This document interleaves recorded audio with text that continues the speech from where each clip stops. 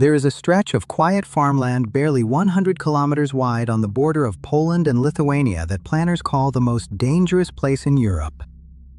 If Russia ever seized this thin strip of fields, it could cut 3 entire NATO countries off from the rest of the alliance in a single afternoon.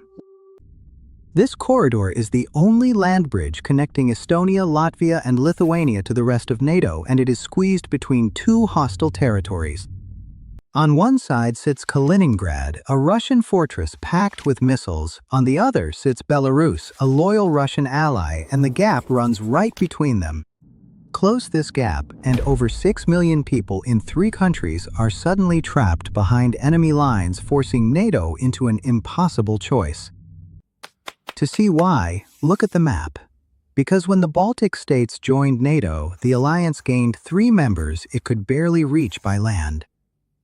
The only overland route to defend them runs through this narrow Polish-Lithuanian border, squeezed to about 100 kilometers at its tightest point.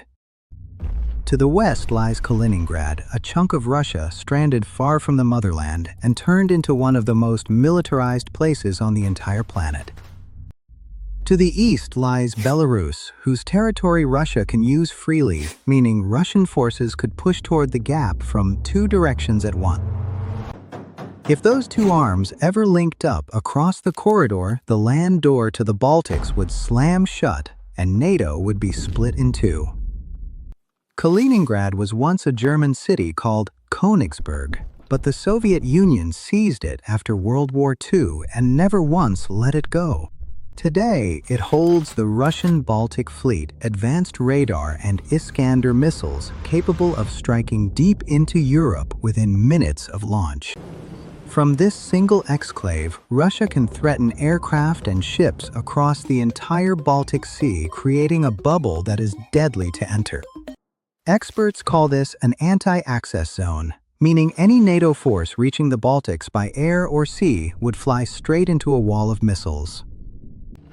So the land route through the gap is not just important, it may be the only reliable way to send tanks and troops to defend 3 allies. This is why every few years NATO runs massive war games rehearsing the nightmare of Russian forces racing to seal the corridor before help arrives. In many of these simulations, Russian tanks reach the Baltic capitals in as little as 2 or 3 days, long before NATO can fully respond. The 3 Baltic armies are small and lightly armed, built to hold out and buy time, not to stop a full Russian assault on their own. NATO has stationed multinational battle groups in the region, but a few thousand troops cannot physically plug a 100-kilometer gap against a major army. Since the invasion of Ukraine, Poland has poured billions into tanks and troops, turning itself into the armored shield guarding this exact stretch of border. Belarus, meanwhile, has grown closer to Russia, hosting its troops and even its nuclear weapons, pointing the dagger straight at the corridor. A single incident here, a clash, a downed jet, a border push, could trigger Article 5 and pull dozens of nations into a war overnight. Here is the twist, because Russia may not even need to invade it, just needs to make NATO believe the gap can be closed at any moment. As long as this thin corridor looks vulnerable, the Baltics live under constant threat, and the whole alliance must guard one small point on the map. So, the balance of an entire continent hangs not on a capital or a fortress, but on 100 kilometers of ordinary farmland almost nobody has heard of. Whoever controls this quiet stretch of fields controls whether 3 nations stay connected to the West or are cut off in an instant.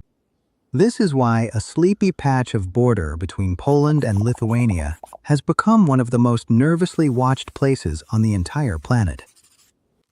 Because geography decided long ago that the safety of the Baltic states would rest on this single fragile thread of land. Russia has the missiles, the exclave, and the ally, but NATO has Poland's armor, and this one narrow corridor it cannot afford to lose. In the end, the fate of Europe may come down to 100 kilometers of open fields, proving once again that the map always wins.